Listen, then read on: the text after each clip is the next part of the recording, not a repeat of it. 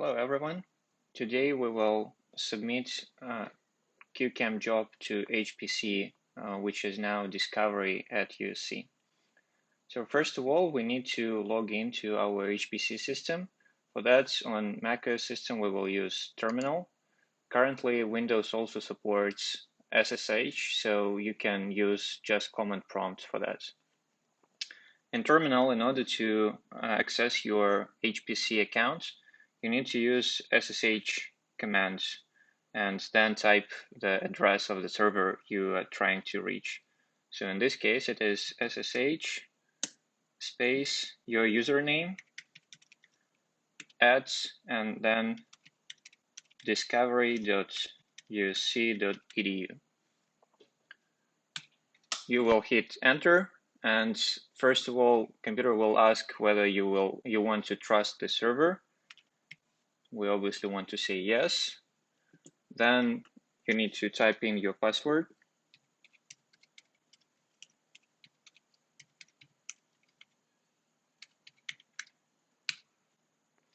And it will ask for dual authentication.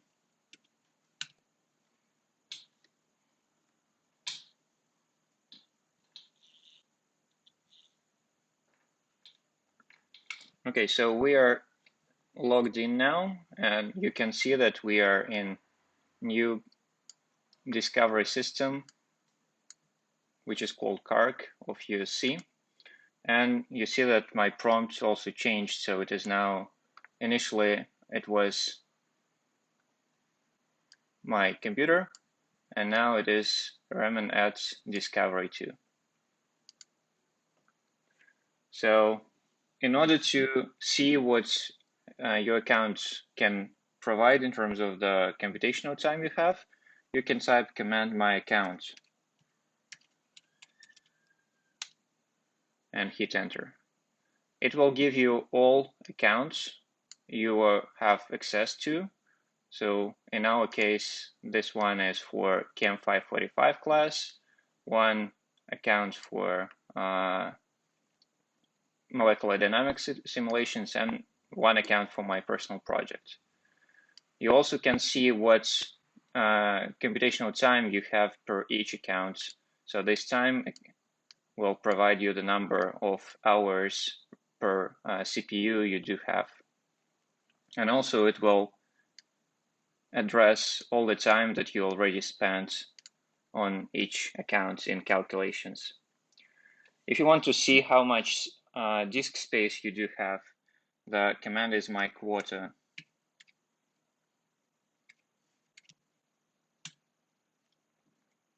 So in this case, you can see how much disk space you have per each directory you have access to. So your home directory, which is your primary directory where you will be logged in after you use the SSH command, and now it has 100 gigabytes limit, so you basically can do a lot of operations there. All users have access to two types of Scratch directories, Scratch and Scratch2. The main difference between home and Scratch directories, home directory is backed up frequently. Both Scratch directories are not backed up at all. And also you should have access to project directories if such project was assigned to a project directory. And these directories are also backed up and have very big limit of 5 terabytes. In order to see what nodes are available for computation, you can type command sinfo2. Sinfo command by itself will provide you only type of nodes and how many of them are available currently, but sinfo2 command also provides number of cores and amount of memory for each compute node. So HPC has big compute nodes such as EPIC nodes with up to 32 cores, and relatively smaller compute nodes with 8 CPUs with all of them are with 2 sockets. So basically you have twice threads per CPU per nodes for each calculation. So next, let's see how we can transfer our data and actually run our calculation using HPC. To transfer data, the best way is to use the SFTP clients. In this particular case, I prefer to use CyberDuck. You can use FileZilla or any other you are familiar with. In order to access your account folders and transfer data there, the best way is to use the HPC transfer to node, which is created specifically for data transfer. So I already have this connection established. So let's just see how it is set up. So basically, what you have, you just can specify your name. You need to give the address, and address should be HPC transfer to. It is not discovery, because discovery itself can also give you access, but in this particular case, you need to transfer data efficiently rather than using time of the nodes, which is supposed to be just for connection. You have to provide your username, and you need to type in your password. Also, you can specify and go directly to a certain location where you want to access. Because initially, if you use HPC transfer login type, you will go directly to the root directory of HPC transfer 2, which is root directory of our HPC system. And we want to access exactly our particular folders. So in this case, it is home1 / your username. And you can see those paths in my quota command. So you can just copy paste those and use it. So if we access it, it will ask you for the password, and then you have to go through the dual authentication.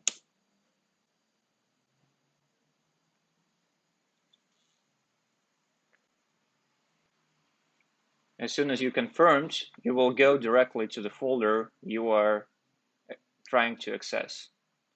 And now you can just drag and drop folders, and I already have a folder for the QChem test run, and we can just drag this folder to the home directory, to my home directory.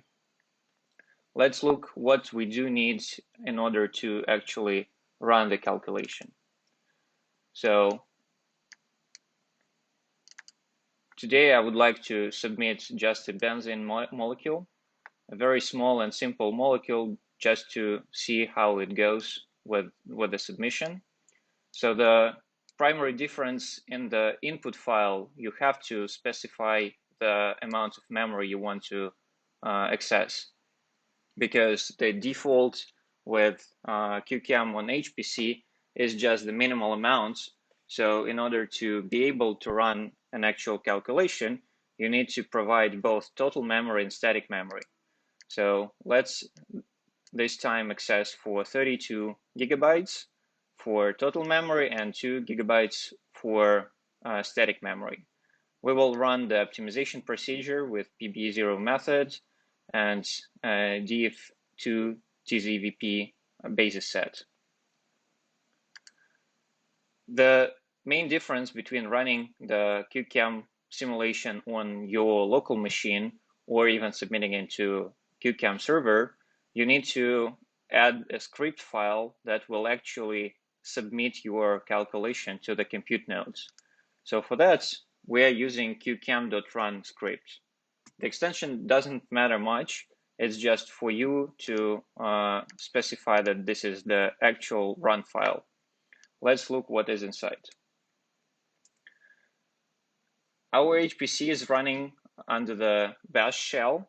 So first of all, the first line of the script should be the specification of the shell we want to make this file executable. Then we need to specify our parameters. Our HPC is using Slurm for the queue, and in order to get into the queue and to ask for the compute node for our calculation, we need to specify several key parameters. So first of all, you can just give a name for your calculation. So you can just change this to anything you would like. You need to specify the partition.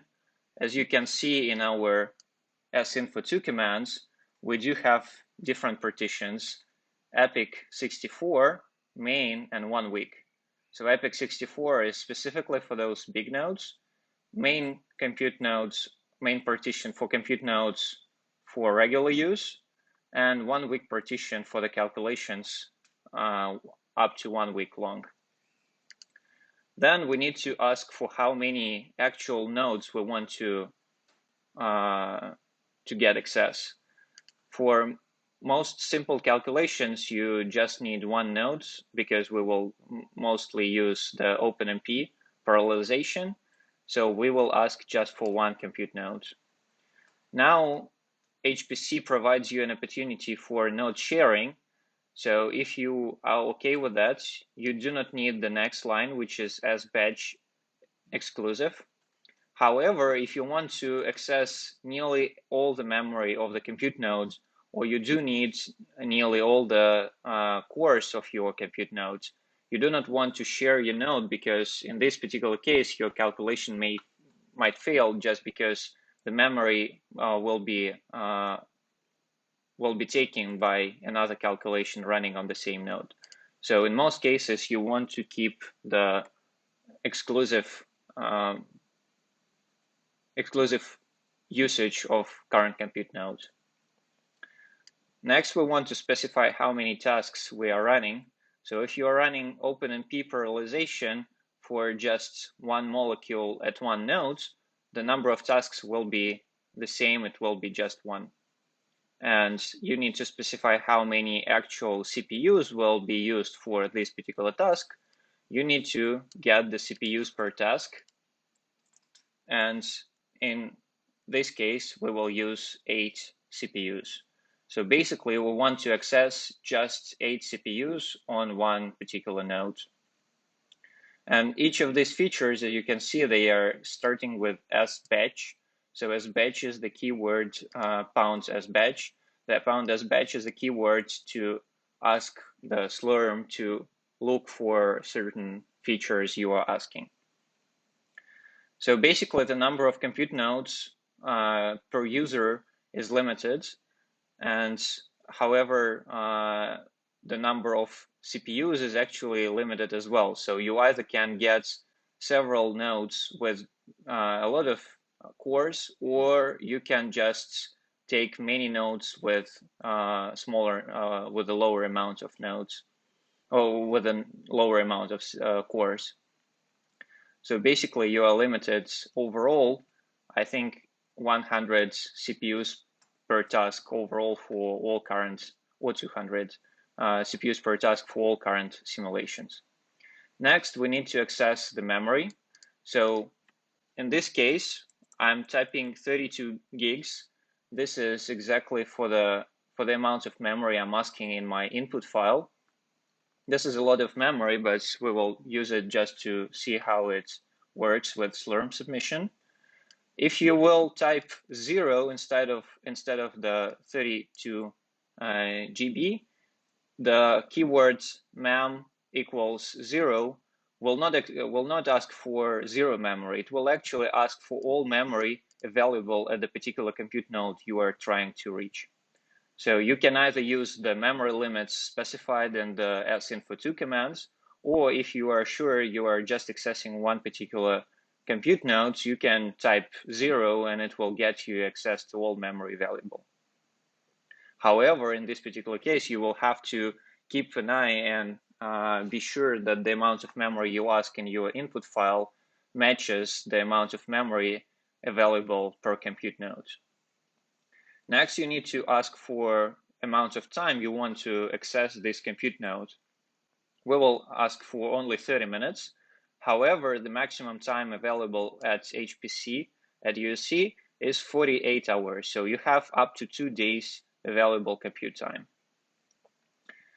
You also can have an option and ask the server, the discovery server, to send you notifications via email on the state of your computation you submitted. So you need to use the mail keywords and type your email address, your USC email. And the next line, mail type equals all, will give us an opportunity to get all notifications. So when your calculation is submitted, when it is finished, and also in the times when, for example, your calculation has failed, which is very unlikely, but it's better to have that information as well. The last line is the account type. So if you do have your personal accounts and some other accounts, you do not want to spend time for calculation, taking it for certain projects from different account which this calculation does not belong to. So for Chem 545 class, we do have the Krylov _ 547 accounts, and you need to specify that in order to submit a calculation using the using time available for that particular one. All accounts are provided in your My Accounts information, and you also can see what is your default account. So in my case, default account is Eremin _ 338. And if I want to submit a calculation either using Krylov or Malguin accounts, I need to specify this particular one, or otherwise all my calculations will be run using the Eremin _ 338 one. So this part is the part how you can access and ask for computational time, and then in the script you need to specify what particularly you want to do using this compute node. So we need to ask and open the QChem software. In order to do that, we will first ask to purge all the models, and Discovery now uses the model system. So each software is basically a model which you can load, and some models are loaded as default, but in order to not overcomplicate your computational system, you do not want to have software which is not required for this particular task. So we will purge all models which were preloaded when we just accessed the compute node. QChem is compiled using the GCC compiler. So first model that you have to load prior loading QChem is actually the GCC. So we will model loads GCC /8.3.0. And after that, we can load the QChem itself. So the command is the same, model load, and then we need to specify the QChem, which is in this case QChem -OpenMP /5.3. So in order to see which models are available in the command line when you are logged in, you can type commands model avail, hit enter, and it will give you all models currently available. The D in brackets will provide you information which version is the default, and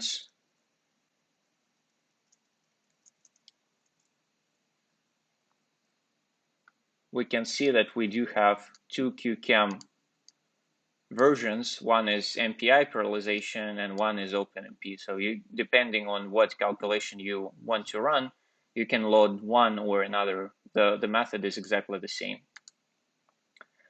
Next, we need to specify our QC Scratch directory, which will be used for temporary Scratch files for the calculation. For this, we use the command export / and QC Scratch equals, and then you need to provide the path to the directory where Scratch files will be stored.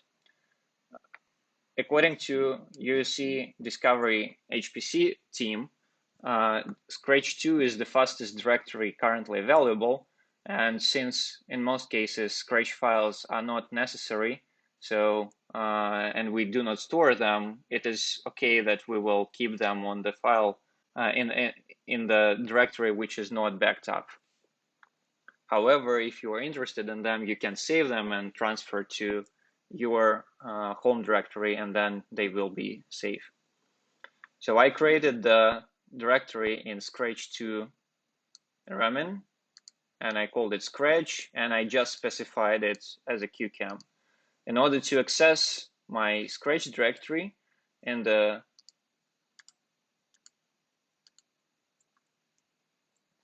CyberDeck, we can go up to the root, access Scratch2.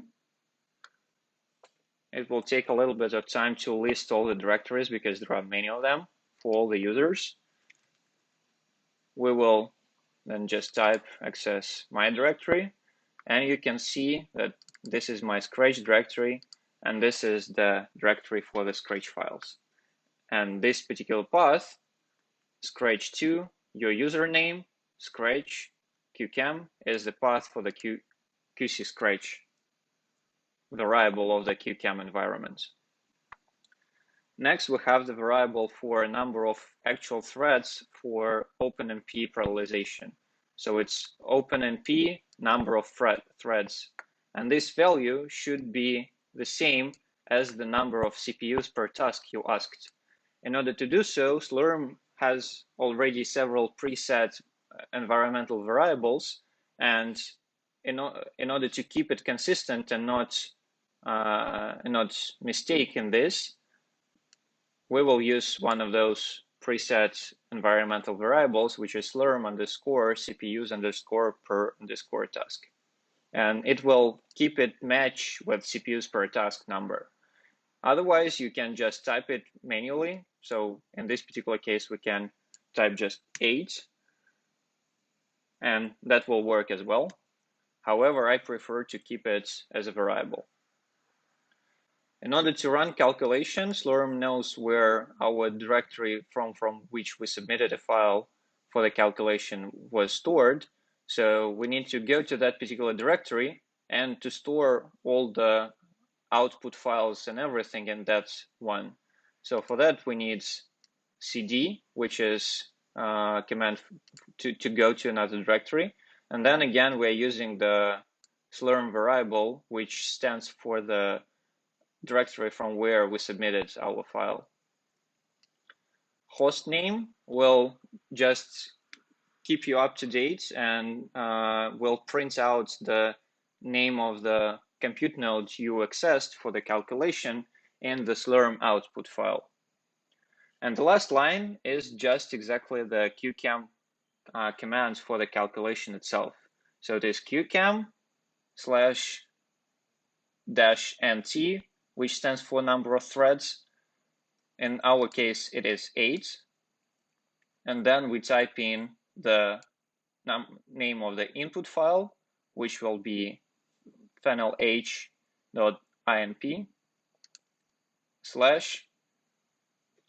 space and fenlh.oot, which will be our output file. So this file, this QChem run file, the Lorem job script, is required on our HPC in order to run the QChem calculation. So let's go to our home directory.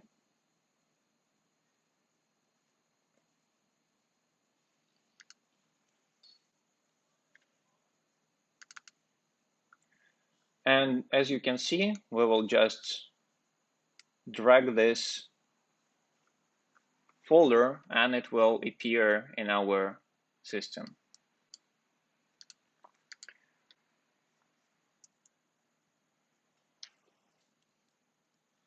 In order to see your files on the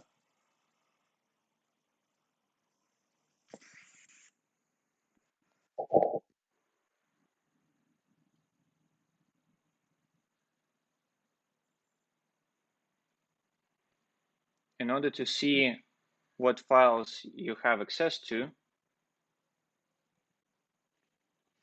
you can type command ls, and it will give you all the files stored in the current directory you are logged into. By default, you are logging into your home1, your username directory.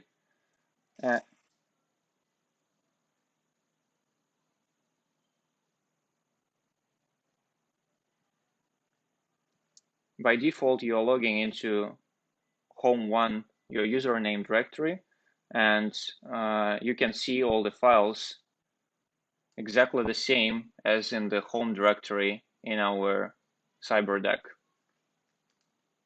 In order to go to the particular directory where you have your files, you need to type command cd, the same as we had in our job script. So we type cd and then q/chem. Hit enter. So we now are in the QChem directory. In order to check whether you are in the directory you are interested in, you can type command pwd, which will print the path you are in. If you hit enter, you can see that we are in home1, your username, QChem. So this is exactly where we want to be.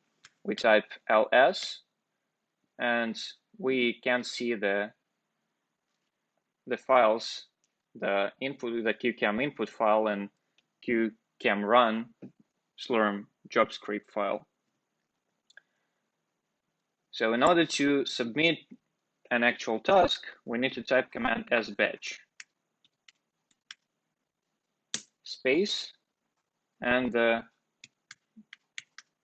name of the job Lorem job script and press enter. So you now can see that we have submitted batch job, and you can see the number of this job file. In order to see your queue, you can type command sq space -u space your username, and we can see this is our job we just submitted. It has its number, the partition that we used, the name we specified, your username, the time, it is 0 because it's not running currently, and number of nodes we asked for. Also, it will give you the reason at the node list where it stands, so it's looking for resources. So we can type sinfo2 again to see whether we do have any idle nodes.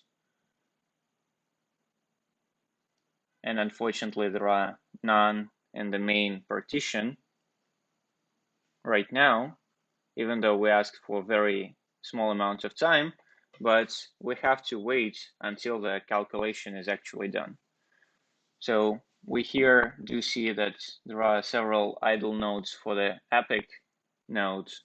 So let's cancel this job and try to submit to see how it actually goes. So if you by accident want to actually cancel your job, you do need to type command scancel and space and type the number of the job you just submitted. And if we type the Q command, so we do see now that the job is no longer there. Also, since we canceled the job, as you can see, I already received an email specifying that the job I just canceled was actually canceled. So let's change